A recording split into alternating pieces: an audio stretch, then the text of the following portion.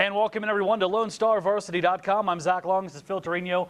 It is playoff time in basketball in the state of Texas. Of course, that's staggered by a week. Girls are up first. Boys will get after it next week. We see these brackets right now, Phil. We got a good idea of what's going on. Let's get right into it and start with our big new class, so to speak, 6A. Friendship is a team that has a new coach in Trent Hilliard, and I had actually picked them to finish way down at the bottom of 2-6A, and turns out they finished second behind Amarillo High, so very impressive there from the Tigers. Trent Hilliard had tweeted at Lone Star Varsity, mentioning that to point out that we were wrong. And listen, I totally love that. I love the engagement there, and I appreciate all the readers. So we have a thick skin. We can take that. Yeah, and if we didn't predict this stuff, how would they motivate their kids? No, actually, Trent Hilliard is a great guy. We love getting that from him and seeing his success after coming over from Cooper over to Friendship.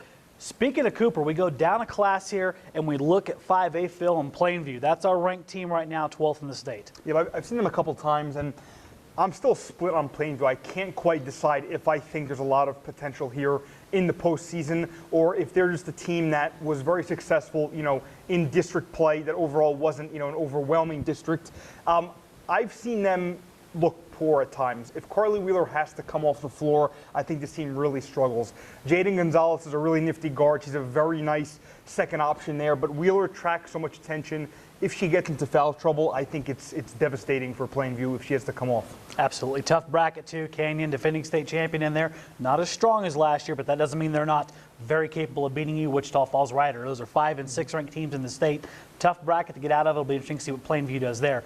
Down to Class 4A, Phil, and we got some good teams right here, and it starts with Levelland and Seminole. Certainly. What I like about Seminole is there's a lot of height there and outside shooting. That's a very good mix. I think you don't always get, particularly at a class like 4A, strong post play and also, excellent outside shooting on the same exact team. And I think that Seminole is very athletic with those post players, and that can take you really a long way. Now, about Levelland, this is obviously a team that has been super, super successful this year. I've gotten a lot of calls and emails asking why I've kept them in my third-ranked team, on the girls' side in the top 10. Now, that's obviously not a knock when you consider that Shallowater and Trinity Christian are ahead of them. Right. In my opinion, I think Levelland's schedule, particularly district-wise, hasn't lended itself to giving them that push to topple the other two teams. They had some strong opponents in early tournaments, but overall, I wouldn't put their schedule up with the other teams I have ahead of them. And, of course, you want to get out of that bracket to San Antonio. Abilene, Wiley, Kennedale, traditional powerhouses. You're going to have to go through those people this year at the Rip Griffin Center at LCU is where that regional final is going to be. Tough bracket, but not a surprise to see Seminole Dale with Leland Bearden and the success he had at Smyre. And, of course, Levelland you've seen numerous times. Yes. And that's going to be a very good team when you get down to it. Over to 3A, you just mentioned Shallowater. They are down a classification this year, and they're doing damage. I've seen them a couple of times as well. We haven't followed them as intimately as some of the other teams, and the reason being, in the regular season, we try not to harp on the teams that we know are excellent. Right. If that makes sense.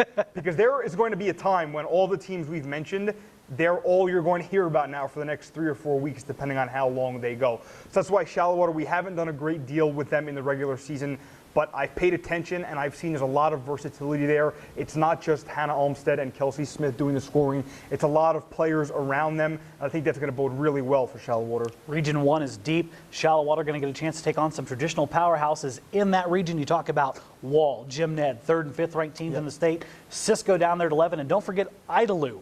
They're down there at number 23 with a pretty stout record. It'll be interesting to see what they do in the early rounds of the playoffs and if they can maybe set up a Shallowater-Idalou matchup deep, which I'm sure people around here would appreciate. There might be a few folks in that gym in Midland when that game comes to exist, right? That'd really be something. Now let's move on to 2A. This, of course, used to be 1A Division 1 last year, now classified as 2A. And Phil, we looked at the rankings, we looked at the depth of this bracket, not for the faint of heart. There is so much talent here. It's really absurd in terms of all the ranked teams that we've had. I mean, you look at a team like Abernathy that's been, emerging in the top 25. Smyre, Sudan, have been creeping towards the top. And of course, Plains, the reigning, state champion, they're the one that has attracted so much attention. I think that it's pretty clear based on what's, been going on in the regular season that Smyre and Sudan are not quite going to be at that Plains level. Abernathy, I don't know. I can't count them out yet because I've seen them recently. I think they do some things very well. With Plains, what's dangerous is that everyone shoots the ball. When I saw them against Sundown, they made 18 threes. Goodness gracious, that's ridiculous. That is a lot of damage right there. Plains has work to do, though, don't they, Phil? Some really good panhandle teams up there to the north. You don't know what their quality of schedule is. That's the one thing you worry about that. But if you look down the list here, Wellington, Groover, Canadian. Wellington undefeated right now. They have not played the caliber of schedule that Plains has, but still, that is going to equal out. You talk about regional quarterfinal matchups with teams with combined maybe 2-3 losses between them. This is a tough bracket. It's going to be a fun one to cover, isn't it? I think, looking at how Plains has played and when they've had tight games, there have been a few of them.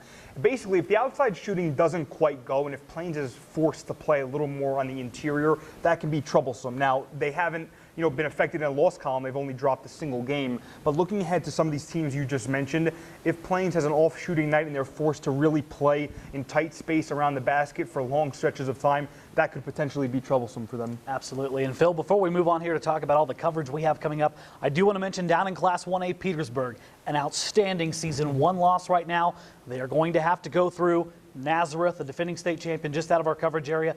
Very good team. Of course, they'll get down to South Plains College, both 1A and 2A out there at that regional. We'll be out there with complete coverage and TAPS. We cannot forget about TAPS because we have some very good teams in the city of Lubbock.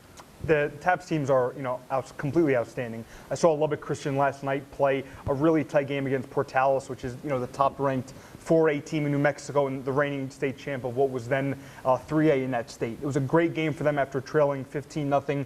They actually lost another player to a knee injury, so that makes 3 for them. But somehow they've continued to do very well. Of course, Trinity Christian girls have been outstanding, and so have the Lubbock Christian and Trinity Christian boys. We can't forget them. Now, what's interesting is we could be potentially looking ahead a couple of weeks to the last weekend in February at having 7 teams playing down in Mansfield for what is the second to the final weekend for the TAP schools, which is a lot. That is a lot. It tells you the talent that is in Lubbock this year. We're excited about the playoffs, folks. History this year, we're not going to Austin, Texas. Nope. We're going to San Antonio, into the Alamo Dome, a very unique environment, and we have a wealth of teams capable of reaching that point. They got to stay locked in with us, don't they?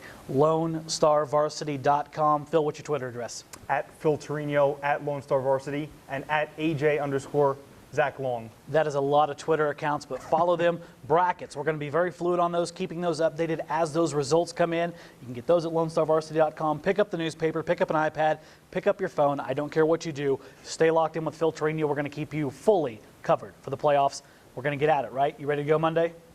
And the boys are coming after that, so I'm ready. So we can worry about that. Their certification ends next week. We'll have those brackets up as well and full coverage of the by-district and area rounds for girls next week. For now, though, that is enough, Phil. Let's bid them farewell. That's Phil Torino. I'm Zach Long, and you're on LoneStarVarsity.com.